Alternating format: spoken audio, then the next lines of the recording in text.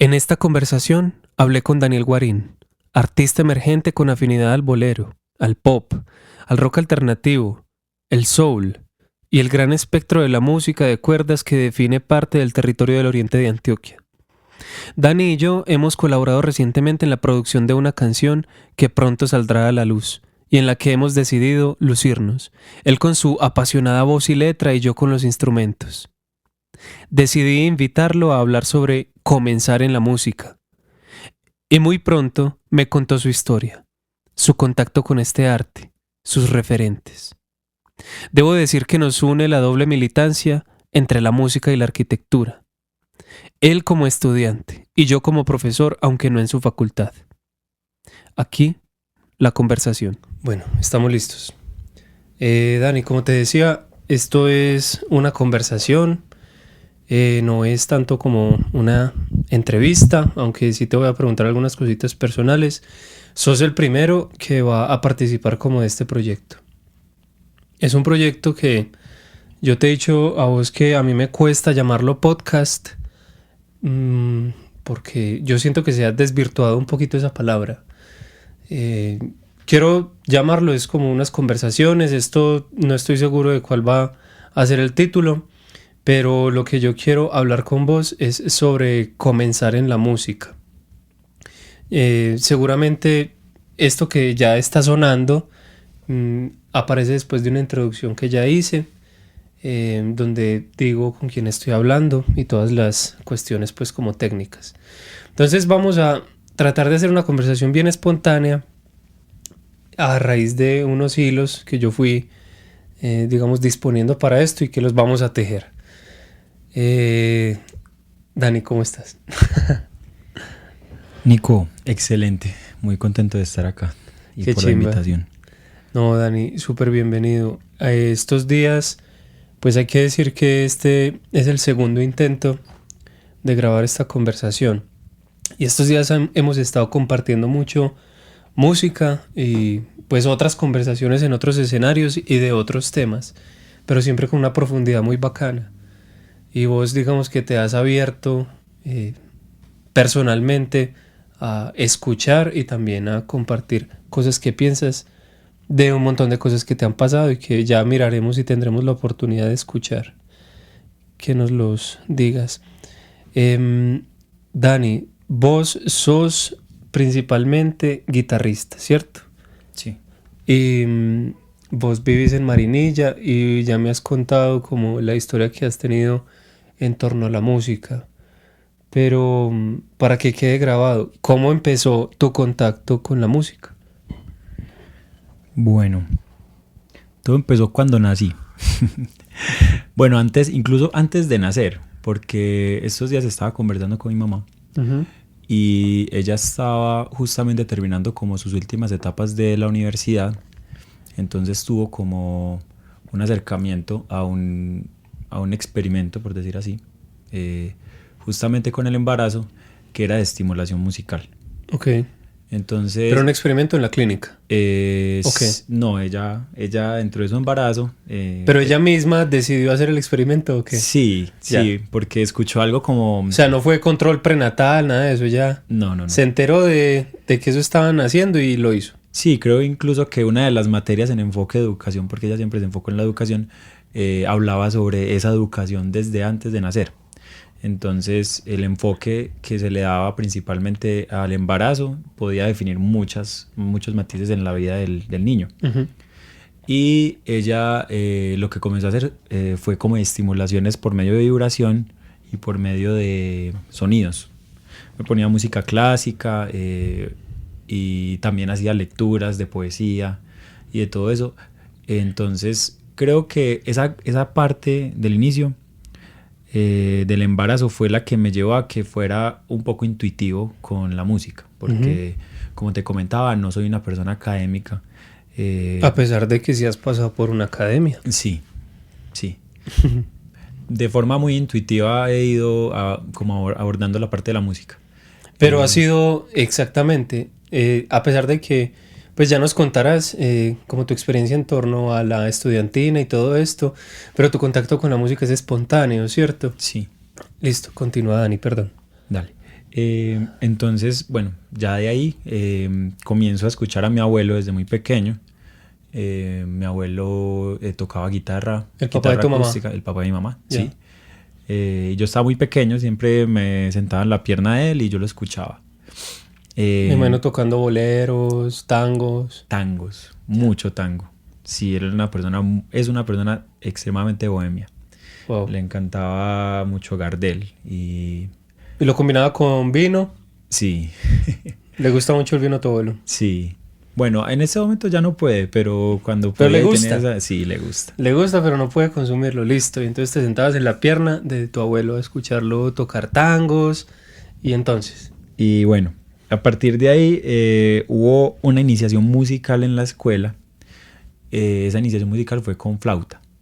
Entonces mi mamá me metió a flauta. Y Tenías 3 años por ahí, 4 años. Sí, no, es que la verdad no me acuerdo mucho qué edad podría haber tenido, pero sí sé muy bien el proceso. Y era muy chévere porque era un coro de flautas. Ujú. Entonces éramos más o menos entre 15 a 20 muchachos tocando flautas en diferentes voces, haciendo presentaciones en el colegio, en las escuelas. Y de ahí yo me acuerdo mucho que había uno de los profesores que llegaba a acompañarnos en la flauta, tocaba guitarra. Ya. Y yo me enamoré de la guitarra. Me enamoré de la guitarra y vi la oportunidad de aprenderla. Sin embargo, hay ahí como un pequeño bache en la historia que no recuerdo muy bien porque yo sé que después de la flauta yo estuve en piano un Ok. tiempo y entrenamiento vocal en un coro. Y después de esto, O sea que por eso vos tenés tan buena técnica vocal. bueno, sí, puede ser, puede ser. Sin embargo, como te digo, yo siempre he sido muy rebelde en la música. Ujú. Entonces, aunque estaba en la parte académica de entrenar la voz, siempre me iba por mis lados más Sí. intuitivos. A partir de ahí ya entonces comencé, sí tuve un entrenamiento entonces de voz, un entrenamiento muy técnico, Ujú. pero como salí rápidamente no adopté tanto esa tecnicidad, sino que ya adopté unos melismas más de la intuición, por decir así, musical, de mis referentes musicales y de las personas que comenzaba a escuchar, comencé a imitar y a comenzar a adoptar como una identidad en la voz. Estamos hablando de qué edad tenías cuando eso. Aproximadamente unos 7 años, 6 años. Ok. ¿Y qué cantabas? Me acuerdo que cantaba mucho estas canciones que salían mucho en las partituras de flauta. Ujú. Es que no me acuerdo de los nombres precisamente, pero Pues, pero que es como música americana, pues como... exacto, Ok. ese tipo Ese de tipo de cosas. canciones, sí. Sí. Y bueno, a partir de ahí entré en guitarra. Me metí a guitarra a un grupo, solamente éramos guitarristas. Sí. Ahí conocí a varios compañeros que posteriormente ingresaron conmigo a la estudiantina. Tuve como un ingreso prematuro porque en la guitarra aprendí muy rápido. Estamos hablando del estudiante de Río Negro. De Río Negro, sí. Y lo del coro y lo de el coro de flautas también fue en Río Negro. Todo fue en Río Negro. Yo crecí en Río Negro porque mi mamá es docente, entonces en la institución en la que ella trabajaba yo estudié toda la vida, incluso Que es la industrial. en la industrial. Exacto. Listo. Estudié primero en la primera sede que era la Julio Sanín y luego pasé a la secundaria en la industrial. Ujú. Bueno, y ahí ya comencé entonces la guitarra. Estuve creo que aproximadamente 8 meses en guitarra Ujú. y con eso fue más que suficiente para postularme a ingresar a la preestudiantina. Ah, es que era con examen y todo. Sí, claro, vos tenías O que... sea, era serio. Sí, sí. Siempre fue un programa muy serio, la verdad, fue Qué bueno. muy... O sea, no escogían al azar. ¿Y quién era tu profe? No, sé la cara. Me acuerdo mucho del de flauta, Ajá. que se llamaba Muriel. Ok. El de guitarra, sé que por ahí todavía está, lo reconocería si lo veo, pero no me acuerdo el nombre. Ok. A partir de ahí ya entré a la estudiantina y ese sí fue el primer profesor mío dentro de la estudiantina que se llamaba Don Oscar. Ese fue el que me hizo la prueba de Se ingreso. llamaba Don Oscar. Oscar. Porque si se llamara Don Oscar, uno le diría Don Oscar. Don ¿no? Don Oscar. Oscar. Sí, Oscar, ok. Sí, sino que lo recuerdo, él siempre ha sido, desde que lo conocí, ya era mayorcito, entonces siempre. Siempre fue un Don Oscar. Don O sea, Oscar, el sí. man nació y tenía cara de Don Oscar. Oscar, sí, Oscar. Listo. Y entonces estuviste en la estudiantina, te entrenaste en guitarra, ya tenías un acercamiento con la voz, con la flauta, con el piano. O sea, vos ya habías estado en una iniciación musical, te habías acercado a unas técnicas, a algunos instrumentos. Y entonces recibiste mucha academia. Sí. Y luego, pues ya que tuviste el contacto con la guitarra, ¿qué pasó con esa academicidad? ¿Se mantuvo y en paralelo eras rebelde y ejercías lo espontáneo de la música? ¿Cómo fue eso? Bueno, siempre hubo una base académica dentro de la estudiantina. Uh-huh. Entonces recibíamos unas clases antes del ensamble completo. Y ese posterior, perdón, el que se hacía antes siempre era muy académico. Entonces estudiábamos Habían clases técnica, teóricas y luego listo. Exacto. Dani, pero a ver, como para entender un poco el funcionamiento de la estudiantina, el hecho de que sea académica, que haya sido académica porque ya no existe como era, obedece a que habían unos formadores, unos educadores que habían pasado por una academia, supongo. Sí. No sé si vos tengas como todo el conocimiento, pero lo que sepas me lo contás. Sí.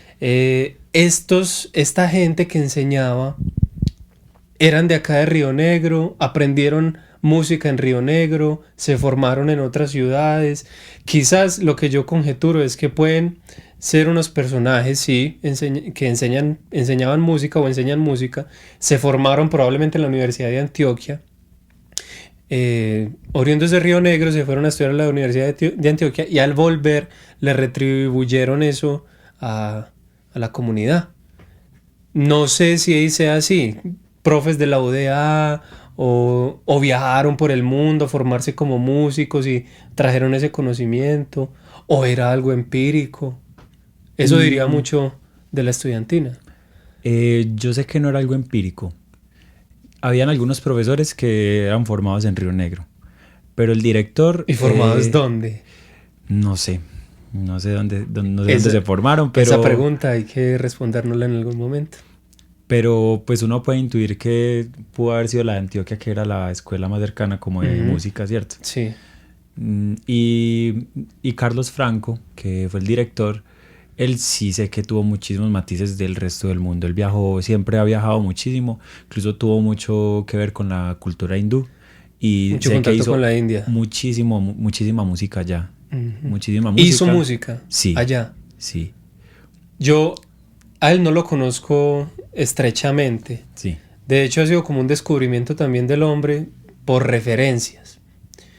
Y hace poco me impresionó que, parce, me prestó una cabina para un concierto que yo iba a dar en Jardín y un mixer, y el man no me conoce de nada. Y el man como con una generosidad me dijo, yo te la presto. Y cuadrándolo del pago, de cuánto me iba a cobrar pues por prestarme esas cositas. ¿Sabes cuál fue el acuerdo? El man me dijo como, no, vamos a hacer un concierto y con tu propuesta musical me pagas. Parce, entonces yo dije, marica, la gente buena sí existe. Pero también porque me habían contado que el man ha tenido como ese acercamiento a la India y más que a la India, al hinduismo. Entonces yo creo que eso también responde como a unas inquietudes religiosas, si se quiere, o más que religiosas, espirituales, una visión que él tiene frente a la vida. Sí. Cuando yo fui a reclamar estos aparatos, esta cabina y este mixer, parce, a mí me llamó mucho la atención un citar que él mantiene allá en Músico, que luego nos contarás pues un poquito de eso.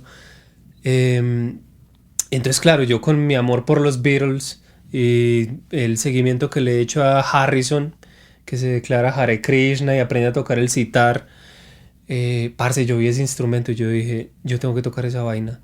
Pero no me atreví, parce, por respeto a Carlos y por respeto al instrumento, huevón, porque va a llegar cualquier pasquina a manosear un instrumento traído de la India, ¿cierto? Entonces nos estabas contando que uno de los maestros de allá, de la estudiantina, es Carlos. Qué curioso porque ese instrumento lo tiene hace mucho tiempo. ¿En serio? Muchísimo. Yo me acuerdo que yo pequeño lo tocaba. Yo sí lo manoseé. Sí, Yo sí lo manoseé. pero está muy bien cuidado. No, es que es espectacular. Es una reliquia. Es una reliquia. Yo no sé cuántos sitars hayan en Río Negro. Pues no sé si sea el único. Y, uy, es un instrumento muy difícil de tocar. A mí me parece Yo no que sé es cómo muy cómo es difícil. la técnica. Porque tiene mucha tensión. Ya. Son cuerdas muy tensionadas. ¿Se toca con las uñas o con las yemas de los dedos? No sé, ¿O con una especie de pajuela, de púa? yo podría decir que es con una pajuela o puede ser muy pellizcada la cuerda. Ya. Porque sé que el sonido suelta un tono aplatillado, por decir así, cuando se suelta. Ujú. Entonces sí creo que tiene que tener muy buena tensión, ya sea con uña o con pellizcada. Listo. Dani, entonces, está este maestro que es Carlos, viajero del mundo. Los otros formadores, pues ya luego nos daremos cuenta cuál es como su procedencia o la procedencia de su formación. Y está la estudiantina de Río Negro. Vamos a comprimir un poquito esa historia, no porque no quiera escucharla, sino para que podamos hablar de otro montón de cosas. Okay. Lo de la estudiantina, Dani, cuando vos entraste en la estudiantina ya llevaba muchos años en Río Negro funcionando, o entraste como en el momento en el que apareció ese grupo. Si habían ingresado estudiantes de la misma edad mía, si habían ingresado estudiantes de la misma edad mía, en algún momento, yo recuerdo que cuando ingresé habían estudiantes hasta de casi 30 años, de 27 a 30 años. O sea que yo le pongo que llevaba otros 15 años esa estudiantina. Okay. 10 o 15 años ya. Y eso fue en el 2000 y piola, pues 2004 por ahí, 5. No más, por ahí 2009, 2010. 2009 entré yo. Estoy casi seguro que entré en 2009. No. Imagínate que me acordé que yo ya había estado en uno de los eventos más importantes de las estudiantinas, que es Antioquia de la Música, y el premio fue en 2008. Ya. O sea que yo ingresé por ahí en 2007. Y entonces 15 años antes, no, pues ponele que eso es muy noventero, desde Sí. el 92 más o menos. Parce, hay que hacer la trazabilidad de la estudiantina, pero enseguida te digo por qué. Y listo. Entonces ahí te formaste como guitarrista. Sí, no, y fue una bomba gigante porque fue ingresar y observar otros instrumentos. Música folclórica. Música folclórica, tiple, bandola. O sea, vos tocas tiple, bandola. Sí, pero no porque me haya metido académicamente a estudiarlo, sino porque como es un entorno en el que estuve tantos años, pude compartir en cualquiera. Incluso en varias ocasiones toqué varios instrumentos en canciones específicas para conciertos. Todos tenemos en la cabeza la forma y el funcionamiento de una guitarra. Sí. El instrumento más popular que existe. Uh-huh. El tiple y la bandola tienen similitudes, pero también tienen diferencias. Sí. Empezando por el tamaño de Sí. los instrumentos, ¿cierto? ¿Vos qué encontrás de similar y de diferente en estos instrumentos de cuerdas, o si encontrás otro que sea más parecido? No sé si el 4, no sé, pensemos en el charango. Yo creo que el más parecido a la guitarra puede ser el 4. Ok. Que son 4 cuerdas. Son 4 cuerdas, sí. Uh-huh. Porque tiene como esa armonía que también es acompañamiento que puede generar la guitarra. Uh-huh. La guitarra es como un instrumento de acompañamiento, pero también puede tener melodía. Uh-huh. Cuando uno va al tiple, el tiple es un instrumento más rítmico por sus tríos de cuerdas. Entonces, cuando se genera el rasgueo, siempre va a generar un tiempo. Además, el registro son frecuencias muy altas, es muy agudo el tiple, ¿no? No. No es tan agudo. Tiene las mismas frecuencias de la guitarra, solamente que como tiene cada cuerda tiene 2 cuerdas agudas octavadas. Ok. Entonces puede ser un sol, pero el sol tiene otras 2 cuerdas en el mismo sol octavadas. Uh-huh. Eso es lo que lo hace sonar más agudo, pero en realidad tiene las mismas armonías de la guitarra. Pero la misma sí, afinación. Pero incluso. las dos son octavadas hacia arriba. Sí.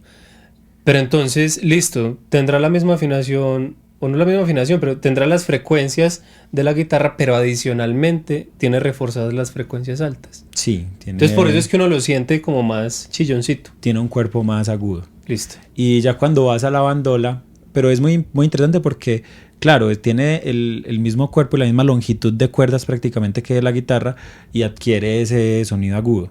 Ya cuando uno va a la bandola uno entiende mucho más bien cómo es que se puede componer unos sonidos tan agudos como los de la bandola, que la bandola prácticamente es el reemplazo de la voz en la parte musical. La bandola es melódica. Es melódica totalmente, sí. Sin embargo, se pueden hacer acordes, es un instrumento muy volátil. La bandola es para puntear principalmente. Sí. Y la bandola es como una nieta de la mandolina, ¿o no? No sé cuál sea la mandolina. La mandolina es un instrumento italiano, una mandolina renacentista. Sí. Yo creería que sí, sobre todo como por la etimología de la palabra. Bandola se parece a mandolina. Guitarra, no sé cuál será la relación, mira que se parece a citar. Guitar es como citar, pero no sé cuál sea la relación ahí, como el origen de los instrumentos. Yo tengo entendido que la bandola sí es como una especie de nieta de la mandolina. La mandolina es italiana, pero obviamente con todo este tema de las migraciones y de la conquista de América y demás, llegó a España y por España nos llegó a nosotros. Pero la bandola pues es un instrumento, yo no sé si sea propio de Colombia. Yo creo que no. Es una evolución. Pues acá se criollitizó. Pero se criollitizó, ok. Pero es andina, la bandola. No sabría decirte. No sabría decirte. Pues es que yo puedo decir que es andina por la música que se genera con ella, sí. ¿Cierto? Pero no sé igual, si es proveniente. Dani, nuestro interés no es tampoco hacer una genealogía de la bandola. Ajá. Vos sos guitarrista. Sí. Y conoces estos instrumentos y ya sabemos que la guitarra llegó a vos después, porque tu contacto con la música comenzó de otra manera. Y estuviste aprendiendo académicamente la música y el funcionamiento de la guitarra y la ejecución y todas estas cosas. Pero en este momento vos estás empezando a sacar tus canciones. Digamos que yo te he ayudado en la producción de una canción que no sabemos cuándo va a salir. Sí. Y que se llama Como el aire. Y es una canción que tiene tintes de folk, pero es principalmente rock alternativo. Es una canción simple, pero muy bonita, muy sentida. Quizás fue la producción de esta canción una de las razones que nos acercaron, ¿cierto? Sí. Y también para tener esta conversación. Dani, en esta etapa que vos estás comenzando de la creación de la música, vos te vas a lanzar como artista. Sí. Hace días hablábamos del mensaje que vos querías dar como artista. ¿Cuál es ese mensaje? ¿Vos qué crees que tenés de diferente? ¿Cuál es tu propuesta? ¿Cómo es la música que estás construyendo? ¿Cómo te vas a llamar como artista o si va a ser tu propio nombre? ¿Cómo es todo eso, Dani? Ok, bueno. Yo creo que mi propuesta musical lo que puede tener es que pretende ser una propuesta muy honesta. Sí. Una propuesta que está enfocada en mis raíces, en mi crecimiento y que pretende contar una historia también. Sí. Contar una historia de una evolución musical en la cual yo vaya indagando, en la cual yo vaya mostrando, yo vaya experimentando sonidos y madurando, sin ningún fin, ya hasta donde pueda llegar, ¿cierto? ¿Y eso quiere decir que no tenés un género preestablecido? No. O sea, vos vas a hacer música. Voy a hacer música. No importa el género, no importan los instrumentos, vas a hacer música. Sí, creo que el tiempo va a ir mostrando de pronto enfoques y exactamente en los cuales me pueda ir acercando, pero al principio quiero experimentar y hacer música de cualquier tipo que me ¿música instrumental haciendo. O también con lírica? No, música siempre con lírica, creo. Listo. La lírica, cuando vos sos letrista, cuando haces pues como tus canciones cantadas, ¿a qué le das más valor? ¿A la melodía o a la letra? Es muy interesante porque yo siempre le he dado muchísimo valor a la melodía. Sin embargo, soy muy cuidadoso con las letras. Sí. Me gusta ser muy cuidadoso con las letras. Creo que tiendo a buscar como el equilibrio entre ambas. Uh-huh. Muy importante. Muy importante, Dani, porque pues si la voz va a ser la protagonista, mira que es como la bandola, ¿cierto? La bandola se vuelve la protagonista, entre comillas, en... ¿Qué sería? Un trío de cuerdas. Sí. La bandola usualmente se combina con el tiple y la guitarra. Sí, trío tradicional de Trío cuerdas. tradicional de cuerdas. Entonces, tu voz lo que está haciendo es la labor de la bandola. Mira que la historia es cíclica. Vos estuviste en la estudiantina como guitarrista, pero no fue suficiente ser guitarrista. Vos querías ser bandolista con la voz. Y entonces, como sos protagonista con tu voz, usualmente eso es lo primero a lo que le prestamos atención cuando escuchamos una canción. Y es a lo melódico, no es a la letra ni siquiera. Te lo digo tan sencillo como esto. Cuando vos escuchas una canción en inglés y vos no sabes inglés, a vos te puede gustar mucho la canción y no sabes qué dice. Uh-huh. Pero es por la melodía de la canción, por cómo está cantada, por la utilización de la voz como instrumento. Entonces, eso no quiere decir que no tengan valor las letras. Antes, qué bueno que nosotros entendemos español y que vos escribís tus letras en español para darnos cuenta qué tan buen letrista eres.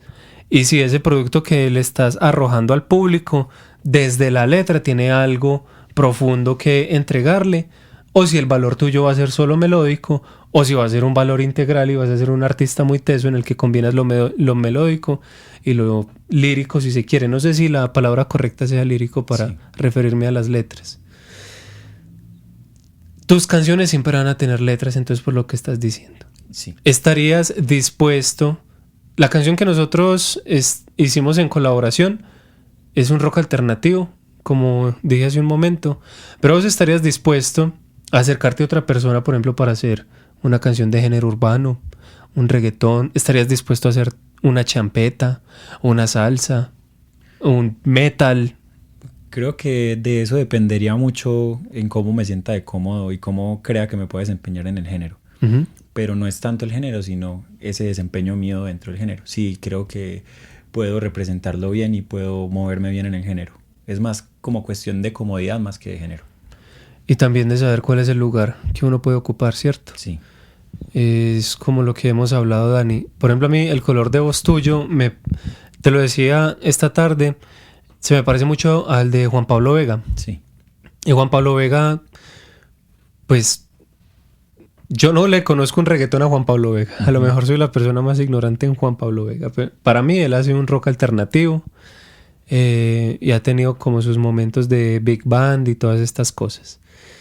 Yo creo que la música que vos nos vas a entregar, Dani, va a ir como por ese lado, sí, como por esa sonoridad tipo Juan Pablo Vega, sin querer decir que no puedas hacer otras cosas, porque yo sé que vos tenés un interés muy grande en hacer metal, ¿cierto? Sí. Y en hacer rock más pesadito. Tu voz también se me antoja muy salsera.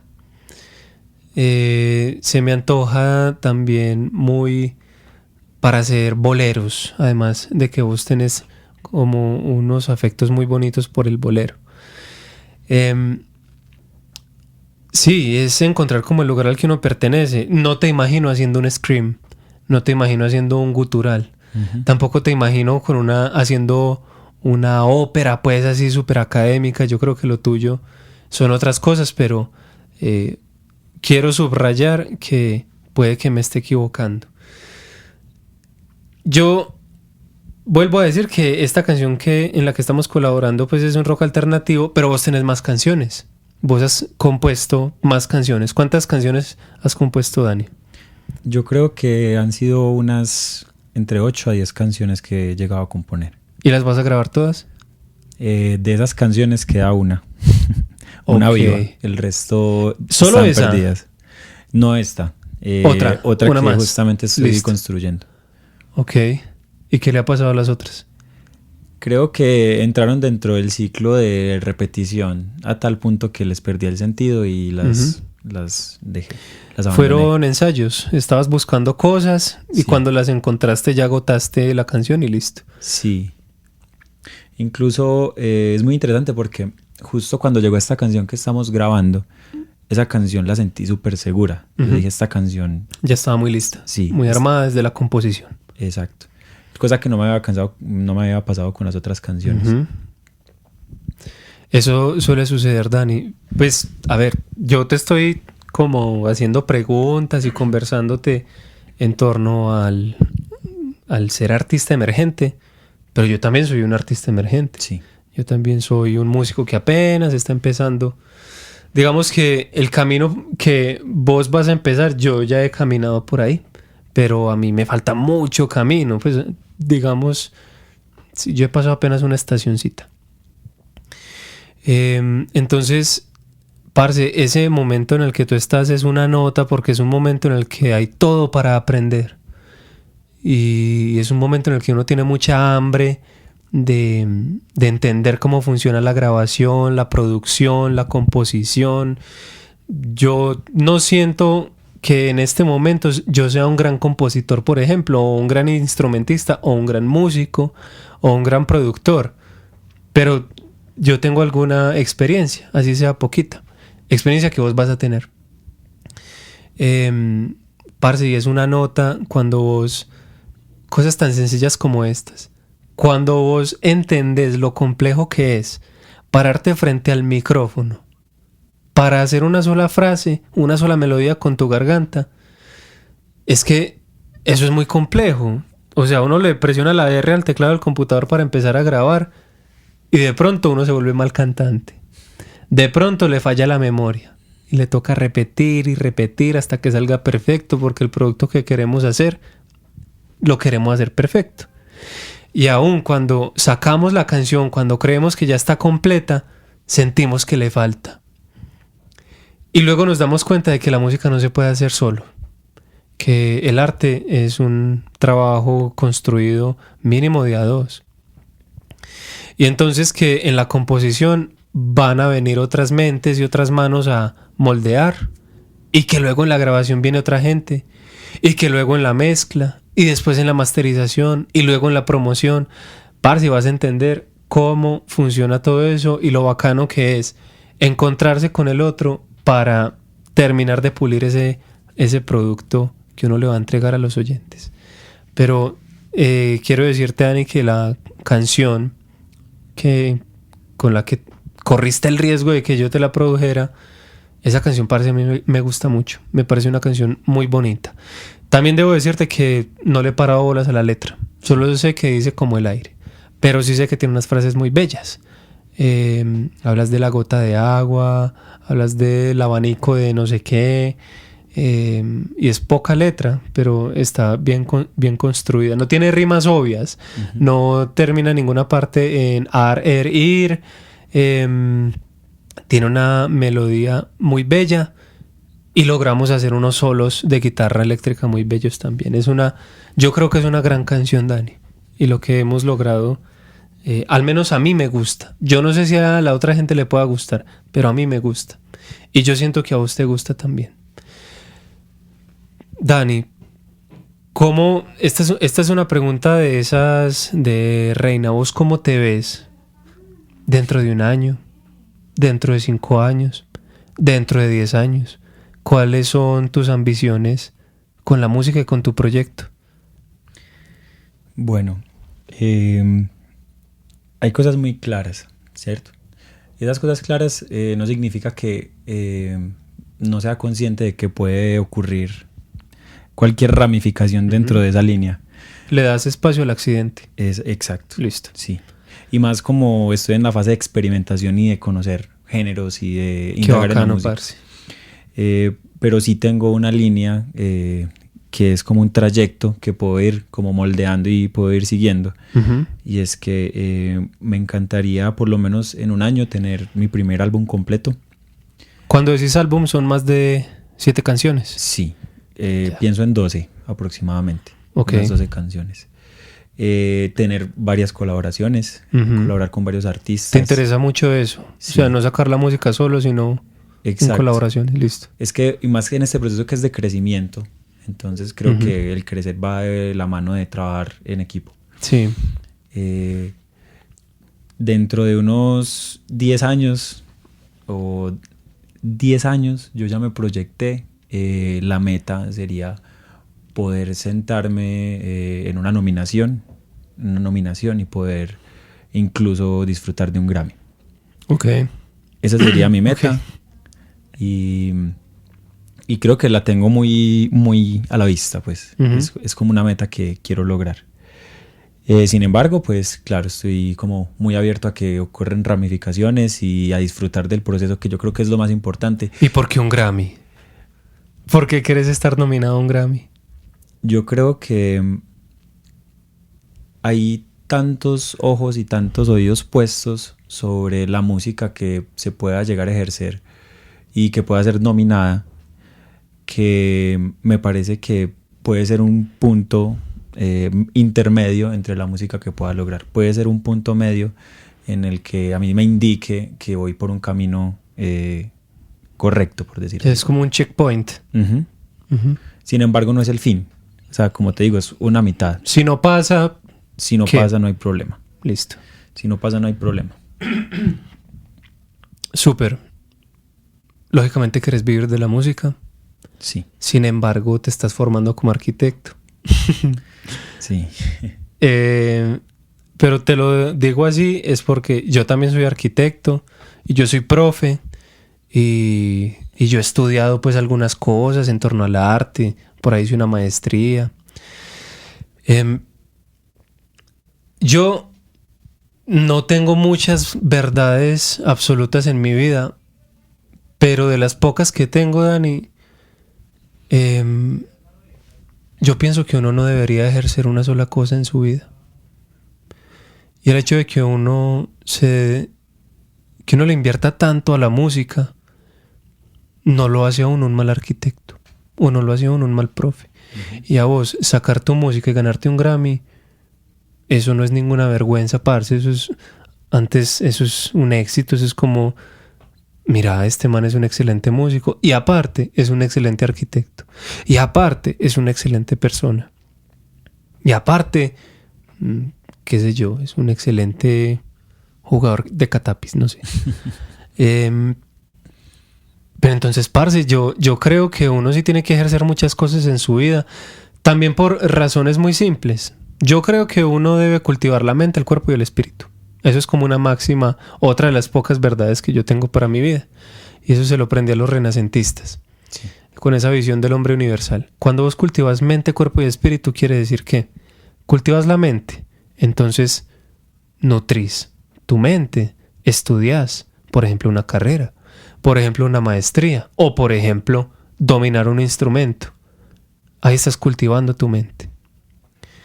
El cuerpo hay que cuidarlo.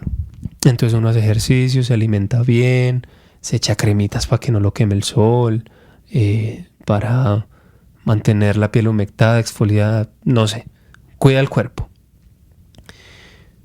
Y el espíritu. La parte del espíritu tiene que ver con la religión, pero no se agota en la religión. El espíritu es lo que te impulsa en la vida. Es lo que tiene que ver con los deseos. Si vos cultivas mente, cuerpo y espíritu, vas a tener una vida más o menos plena. Ya lo otro son accidentes. Ser un músico, arquitecto, parce, es cultivar mente, cuerpo y espíritu. Entonces, con toda la energía para eso, Dani. Entonces, Dani, estamos hablando de la convergencia entre el cuerpo, la mente y el espíritu. Y como esa supuesta disyuntiva que podría haber por ejercer un oficio diferente al que uno... en el que uno se formó profesionalmente, ¿cierto?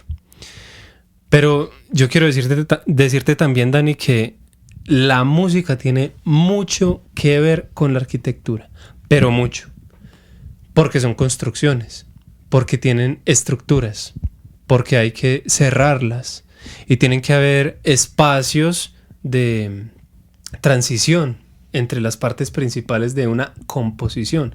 Mira que en la arquitectura también se habla de componer. Es una palabra llevada desde la música. Y componer es poner en relación la parte con el todo. Entonces, como un elemento de la arquitectura tiene que ver con la gran masa que puede ser la arquitectura, pero también como un elemento de la canción, sea un elemento lírico, sea un elemento melódico, armónico o rítmico, tiene que ver con toda la composición. La música también es una arquitectura. Así que si vos en algún momento sentís que tú, por decirlo así, tu corazón se está partiendo en dos porque estás ejerciendo la música y no la arquitectura, si sos un gran músico, sos un gran arquitecto, porque estás ejerciendo la composición. O al menos eso es lo que yo me digo para tener tranquilidad también. Dani, tus referentes, ¿a quién escuchas? Bueno, ¿Te parece importante tener referentes? claro, tener referentes a vos te da los matices y vos sabes al final qué escoger de cada uno de ellos para adoptarlo. Uh-huh. Sea positivo o como vos me habías dicho, por ejemplo, con referentes incluso que vos sabes qué son tus referentes para saber qué no hacer. Uh-huh. Exactamente. Entonces, bueno, tengo muchísimos y creo Menciona que alguno. han dependido mucho de los momentos y las etapas de mi vida. Uh-huh. Por ejemplo, cuando comencé en la música yo escuchaba mucho Sin Bandera. Sí. Escuchaba muchísimo Sin Bandera. Después de Sin Bandera comencé a escuchar mucho Juanes. De Juanes... Tengo que decir que Juanes está infravalorado. Sí. Juanes es muy superior a lo que la gente cree. No, Juanes es increíble. Y más lo que yo vengo escuchando de él, que son prácticamente de sus... saliendo de sus inicios, ya Ajá. llegando como a su etapa media. Y conocer todo ese proceso hasta... ¿Qué álbum dirías vos que es la etapa media? Mm. ¿O qué canción? Memorama es como la etapa... Memorama, oiga pues. Memorama es de Allison. ¿Cómo se llama esta? Esa ya es más actual, porque yo llegué okay. a escuchar ya, por ejemplo, la de Mala Gente. Ya. O Un Día Normal. Uh-huh. Y a partir de ahí ya llegaron esas otras nuevas etapas. O sea, cuando estaba mechudo. Exacto. ¿Cierto? Pero no tan mechudo. Sí. Entonces una parte muy rock que se metió dentro de mí. Que es muy bacano esa parte de Juanes. ¿Qué otro referente? Y ya llegué a creo que uno de mis más grandes referentes, que es Andrés Cepeda. Brutal. O sea, ¿te gusta mucho como la balada rock? Sí. Y también como medio tropical, ¿cierto? Como pop, digamos. Me gusta mucho la capacidad que tiene de adaptarse a diferentes géneros y de hacerlo Sí. tan bien, porque me parece que para mí lo hace muy bien. Se puede adaptar a un bolero, a un pop, a un rock. Y... Sí, porque Cepeda empezó en el rock. Sí. Incluso es una historia como similar a la de Juanes, ¿no? Sí. También. Pues yo no la conozco muy de cerca. Sí. Pero él se fue matizando mucho. Creo que por el tono de su voz, él Uh-huh. se matizó mucho a unos laditos como de salsa. Sí. Y luego creo que los fuertes de él es el bolero. Sí. Uno de los fuertes para él interpretarlos es el bolero. Opinión impopular. Yo no soy muy fan de los boleros de Cepeda. Sí, ok. Yo creo que las mejores canciones, para mí, las mejores canciones de Cepeda son las canciones de rock alternativo popsudas. Sí. Por ejemplo, Lo mejor que hay en mi vida me parece una gran canción. Y me parece que el solo de guitarra está muy inspirado en el solo de Bohemian Rhapsody Sí. de Queen. Sí. Tiene algunos gesticos ahí de Brian May. Y listo, ¿te gusta Cepeda? ¿Qué más te gusta? Sí. Bueno, ya muy un poquitico a la actualidad. Uh-huh. Yo creo que una de las cosas más grandiosas que he escuchado últimamente es los Parcels. Sí. Me parece increíble. Funk. Uh-huh. Brutal. Bruno Ellos son Mars. alemanes. Son australianos. Ok. Son australianos. Bruno Mars. Bruno Mars, referentazo. Titán. La voz impresionante que tiene ese tipo.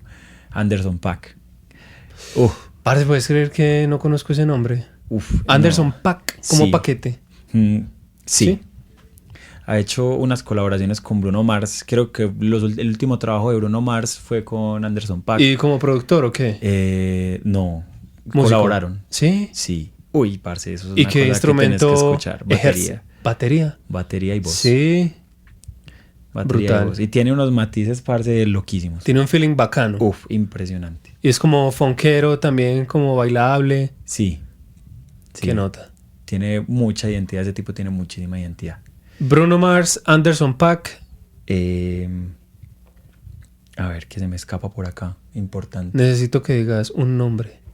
John Mayer. John Mayer. John Mayer, John por Mayer, favor. parce. No, es que es un referente impresionante. Para mí, yo creo que genera también... Me siento muy identificado con la música que él tiene. También con la relación con la guitarra. Esa relación tan íntima con la guitarra. ¿Con toda la música de John Mayer? ¿Todos los álbumes? Hay cosas mejores y cosas no tan mejores a mi percepción. Sí. ¿Cierto? ¿Cuál es el mejor álbum de John Mayer para vos? ¿O la mejor canción? La mejor canción, no, pues Slow Dancing, que me parece que es una canción increíble. Es, sí, un blues lento, romanticón. Y también Gravity, es una canción que... Pero entonces te gusta mucho el Continuum. Sí. El álbum. Es que yo creo que... A ver, es... La fanática y los críticos de John Mayer están divididos en que hay gente que dice que lo mejor que hizo John Mayer fue el Continuum. Sí. Porque fue el parteaguas. Porque John Mayer estaba haciendo unas baladas medio folk, muy popsudas, muy adolescentes, entre muchas comillas, hasta que hizo el Power Trio con Pino Paladino y el baterista que no me acuerdo cómo se llama. Sí. Y sacaron el Continuum. Después del Continuum él se consagra como guitarrista y aparecen pues los otros álbumes. Pero, a ver, una cosa es lo que a uno le gusta y otra cosa es lo que uno cree que es lo mejor. Para mí, mi álbum favorito de John Mayer es el Continuum. Sin lugar a dudas. Pero yo no sabría decirte si es el mejor álbum. Porque el último álbum, el del 2019, que es donde está New Light, Sí. parce, el man ya tiene una producción tan tesa. O sea, los mejores músicos del mundo. Y ya, o sea, es una cosa, parce, unas superproducciones. Quizás no tienen el encanto, como no son tan atractivos como el Continuum por su aparente simpleza. Pero, parce, es un muy, muy buen álbum. Sí. Muy buen álbum. Yo creo también que uno no tiene que decir qué es lo mejor, ¿cierto? En este tipo de discusiones uno dice, yo te puedo decir qué es lo que más me gusta. A mí me gusta más el Continuum. Y a vos del Continuum te gusta Slow Dancing in a Burning Room y Gravity. Grandes Que canciones. es muy blues. Es muy blues. Es muy blues y yo creo que me gusta mucho porque siento identificado incluso a John Mayer en las raíces que me contabas estos días, como es Steve Ray. Steve Ray Vaughan. Sí, que incluso ese es otro referentazo. Impresionante. Ese man es, no, parece ídolo. Impresionante. Y creo que lo veo a él reflejado en esas canciones, reflejando muchas de esas raíces. Pero mucho, mucho. Y uy, no, parce, es que es increíble. Entonces se siente cómodo, se ve que se siente cómodo y que se siente muy establecido dentro de esas canciones. Y eso es muy... pues se puede percibir muy bien al oído. Está ahí patente. Y lo que le pasa a Mayer con Vaughan es lo que vos querés que te pase a vos con Mayer. Con Mayer, hagámoslo al revés, con Mayer, con este baterista, ¿cómo me dijiste que se llamaba? Es Anderson .Paak, Bruno Mars, Parcells, Andrés Cepeda, Juanes y Juan Pablo Vega. Eso es lo que vos querés que pase, que cuando la gente te escuche a vos suenen también los ecos de estos artistas. Claro, me encantaría interpretarlos y darle mis propias matices con esas combinaciones. Qué nota, Dani, muy importante. El tema de los referentes es, mira, otra cosa de la arquitectura. ¿Uno cómo aprende arquitectura? Con referentes. Observando. Entonces, mira que están más cerca de lo que vos querés. Dani, muchas gracias por la conversación. Las conversaciones, esto es como decía nuestro buen amigo Platón, hay diálogos que son aporéticos, son diálogos que nunca terminan. Sí. Hay cosas que se dicen y que uno le comparte al otro y que deja que el otro le comparta a uno, que no tienen fin. Estas conversaciones no tienen fin. Parce, y no, qué chimba, vas a sacar tu primer canción. Me siento muy afortunado de habértela producido. Cuando te ganes el Grammy, acordate de mí. No, parce, yo creo que vas a llegar muy lejos. Así sea que llegar muy lejos sea ir hasta la esquina. Sí. Entonces, te felicito, parce, por tener como esa valentía. Y gracias por compartir también tu historia, Dani. ¿Quieres decir algo más antes de terminar? Sí, claro, no, agradecerte, Nico, parce. Yo creo que el trabajo con vos y haber grabado la canción con vos ha sido un mundo. Entrar en un mundo, además de conocerte, conocer cómo haces las cosas, cómo haces tu música, tus referentes. Y creo que está la base de lo que yo quiero con este proyecto, que es aprender y nutrirme de gente. Y, parce, creo que comencé por muy buen pie. Qué chimba, Dani. Listo, parce. Muchas gracias, parce, por la invitación. A vos.